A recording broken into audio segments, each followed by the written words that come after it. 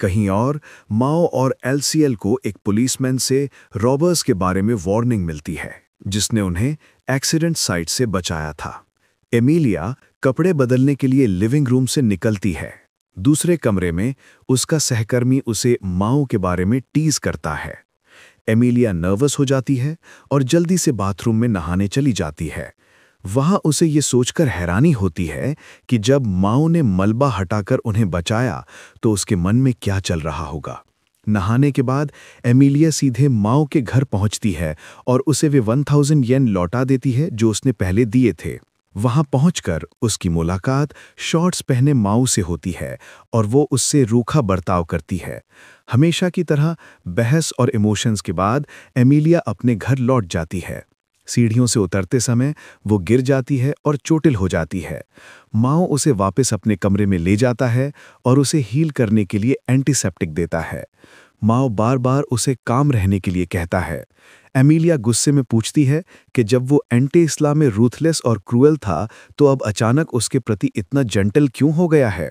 माओ उसके सवाल का जवाब देने की कोशिश करता है, लेकिन एमिलिया उन काउंटलेस लाइज को याद करके रोने लगती है जिनमें उसके पिता का झूठ भी शामिल है, और वो झूठ जो माओ ने एंटी इस्लाम में बोले थे। माओ उठकर सॉफ्टली माफी मांगता है। ये सुनकर एमिलिया घुटनों के बल बैठ जाती है और अनकंट्रोलेबली रोने लगती है। लगभग उसी समय ससाकी उससे ग्रीट करने आती है। वो देखती है कि एक एमिलिया माओ के सामने नीज पर बैठी है और उसे मिसअंडरस्टैंडिंग हो जाती है। ससाकी जो कुछ देखती है उसे देखकर जल्दी से भाग जाती है। हाउस ओनर मिकी टी माओ से परमिशन लेने आती है ताकि वो उनके रूम का रेनोवेशन कर सके। उसकी अप्रूवल मिलने के बाद वो वहां से चली जाती है। कई मील दूर एक पोर्टल से एमिलिया के 2 सबॉर्डिनेट्स जापान पहुंचते हैं ताकि उस मैजिक की जांच कर सकें जिसे उनके सोना डिवाइस ने डिटेक्ट किया था। धरती पर वापस आकर ससाकी की मुलाकात एक पर्पल हेयर्ड मैन से होती है जो उसे रोककर बात करता है। वो उसे अपनी प्लान बताता है कि कैसे उसकी डिसअपॉइंटमेंट का फ़ायदा उठाएगा और फिर अपने विंग्स बाहर निकाल लेता है। माओ, एलसीएल और एमिलिया पास ही थे जब वो पर्पल हेयर्ड मैन, जिसे बाद में लूसीफर के नाम से पहचाना गया, कुछ बिल्डिंग्स को डिस्ट्रॉय कर देता है। माओ लूसीफर के पास जाता है जो उसे फाइट के लिए चैलेंज करता है। माओ उसकी चैलेंज एक्सेप्ट कर लेता है, लेकिन उसके पास उसे डिफीट करने के लिए इनफ पावर नहीं होती। दूसरी ओर एंटे इस्लाम में एमिलिया के 2 सबॉर्डिनेट्स एमेराल्डा और एल्बर्ट अपने हीरो से मिलने के लिए पोर्टल से धरती पर ट्रैवल करते हैं। ये भी रिवील होता है कि लूसीफर को एमिलिया के एक औरबा से हेल्प मिली थी। एमिलिया को भरोसा नहीं होता कि उसके साथ ऐसा बिट्रेयल हुआ, लेकिन माओ तुरंत समझ जाता है। औरबा नहीं चाहता था कि डेविल को हराने के बाद एमिलिया उस पर रूल करे। इसीलिए औरबा ने डिसाइड किया कि वो एमिलिया से छुटकारा पाने के लिए और उसकी पावर्स हासिल करने के लिए एनिमी के साथ टीम अप करेगा। एलसीएल अपने मास्टर के बारे में बार बार बड़बड़ाने लगता है। इससे औरबा फ्यूरियस हो जाता है और एलसीएल की चेस्ट पर शॉट चला देता है। जैसे ही एलसीएल नीचे गिरता है, लूसीफर सिटी पर अटैक करना शुरू कर देता है और जो कुछ भी दिखता है उसे डिस्ट्रॉय कर देता है। माओ लूसीफर को उठाकर वहां से भाग जाता है। एमिलिया उसके पीछे पीछे फाइट से बाहर निकलने का रास्ता तलाशती है, लेकिन लूसीफर उन्हें पकड़ लेता है और माओ से पूछता है कि वो ह्यूमंस की हेल्प के लिए इतना नीचे क्यों गिर रहा है। माओ कन्फेस करता है कि उसे धरती पर आने के बाद से ह्यूमंस बहुत अच्छे लगने लगे हैं। लूसीफर इससे अनॉयड हो जाता है और ज़मीन पर और भी ज़्यादा केओस फैलाता है। माओ और एमिलिया एस्केप करने की कोशिश करते हैं, लेकिन लूसीफर और औरबा उन्हें कॉर्नर कर लेते हैं। कोई ऑप्शन न होने पर माओ टेलीपोर्टेशन मैजिक का यूज़ करके खुद और एमिलिया को उनसे कुछ मीटर्स दूर ले जाने का फैसला करता है, लेकिन लूसीफर तुरंत उसे पकड़ लेता है और उस पर शॉट कर देता है। माओ गिर जाता है और एमिलिया को लूसीफर और औरबा का सामना अकेले करना पड़ता है। लूसीफर, जिसने ससाकी को हॉस्टेजेस बनाया था, उसे गिरा देता है और अपने पास का ब्रिज डिस्ट्रॉय कर देता है। इससे वहां मौजूद लोग पैनिक और डिस्पेयर में आ जाते हैं। माओ इस डिस्पेयर का एडवांटेज उठाकर अपनी मैजिकल पावर बढ़ा लेता है। वो एक हॉर्न डेविल में ट्रांसफॉर्म हो जाता है और एमिलिया के ऊपर गिरते ब्रिज को पकड़ लेता है। एमिलिया फिर अपनी मैजिकल शक्ति का प्रयोग करती है और एंटे इस्ला की हीरोइन बन जाती है। अपनी होली स्वॉर्ड उठाकर वो लूसीफर पर अटैक करने के लिए आगे बढ़ती है। उनकी ग्रैंड बैटल शुरू होने से पहले लूसीफर आसपास के लोगों पर एक स्पेल डालकर उन्हें स्लीप में डाल देता है। फिर वो एमिलिया का सामना करता है और उससे फाइट करता है। बैटल के पहले भाग में एमिलिया कमज़ोर पड़ जाती है, लेकिन फिर एलसीएल रिकवर होकर फाइट में लौट आता है। साथ मिलकर वो ऑर्बा को डिफीट कर देते हैं और ल्यूसीफर को आइसोलेट कर देते हैं। माओ पूरी ताकत से ब्रिज गिरा देता है और ल्यूसीफर का सामना करता है। ल्यूसीफर अपने फॉर्मर मास्टर को देखकर डर जाता है और रिबेलियन की पनिशमेंट पाता है। जब सब कुछ खत्म हो जाता है तो एमिलिया और माओ फिर से अपनी पुरानी क्वारल में उलझ जाते हैं। वो एमिलिया से पूछती है कि क्या वो एंटेस्ला वापस लौटेगा। माओ जापान में ही रहकर ह्यूमन हायरार्की में अपना रास्ता बनाने का फैसला करता है। उसी समय एमेराल्डा और एल्बर्ट अपने हीरो से मिलने पोर्टल से आते हैं। फॉर्मल ग्रीटिंग्स के बाद एमिलिया उन्हें माओ के घर ले जाती है।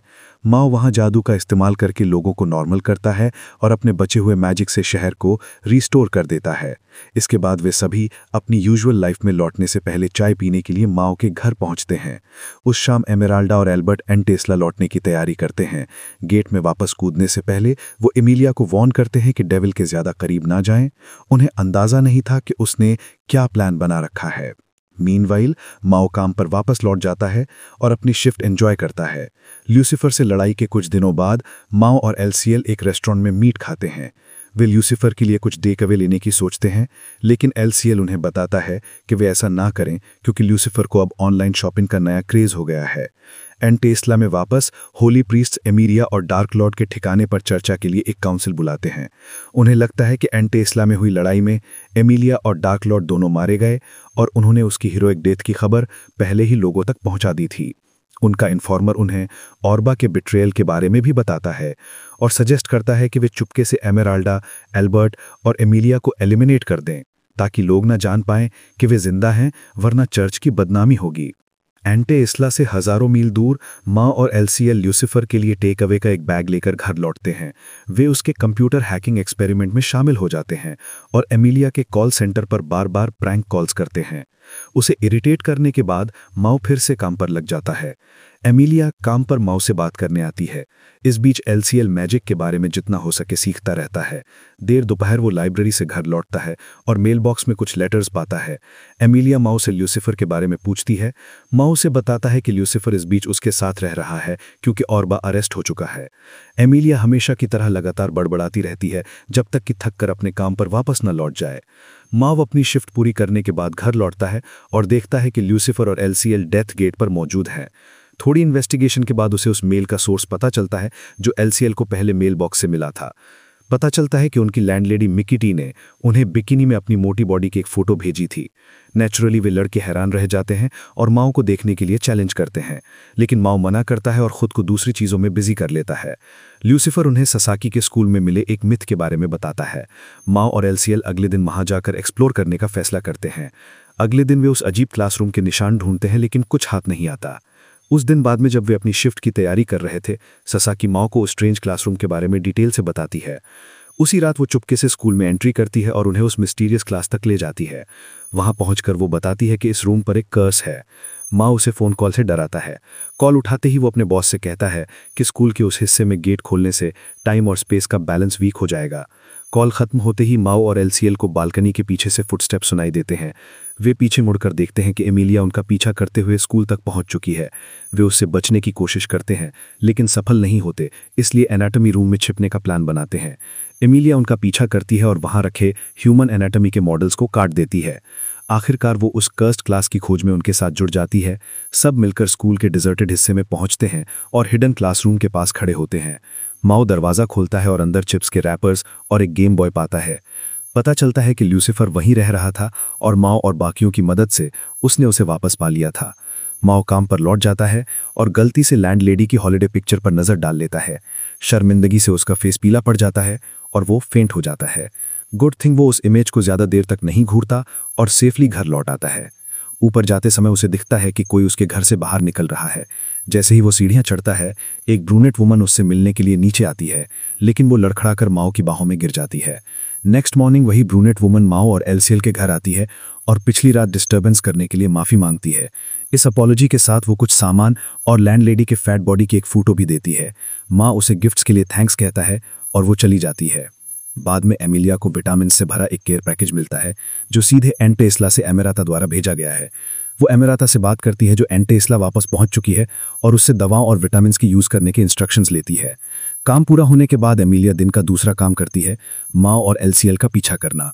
इस बार वो एक फेंस के पास छिप जाती है और धूप में पसीने से तरबतर हो जाती है। उसके सिर पर वाटर बॉटल और एक छोटा टॉवल होता है। कुछ देर बाद वो ल्यूसीफर और नई लड़की को क्लोथ्स के बारे में बात करते हुए सुन लेती है और चेक करने का फैसला करती है। वो माओ की बिल्डिंग में एंट्री करती है और एलसीएल, ल्यूसीफर और नई लड़की को लंच बनाते हुए सुनती है। लेकिन जैसे ही नई लड़की बाहर निकलने लगती है, एमिलिया भागने की कोशिश करती है। फिर से वो सीढ़ियों से फिसलकर माओ पर गिरती है जो उसे पकड़ लेता है। शर्मिंदगी के कारण एमिलिया उसे किक मारती है और अपना फेस हाथों में छिपाकर जमीन पर सिमट जाती है।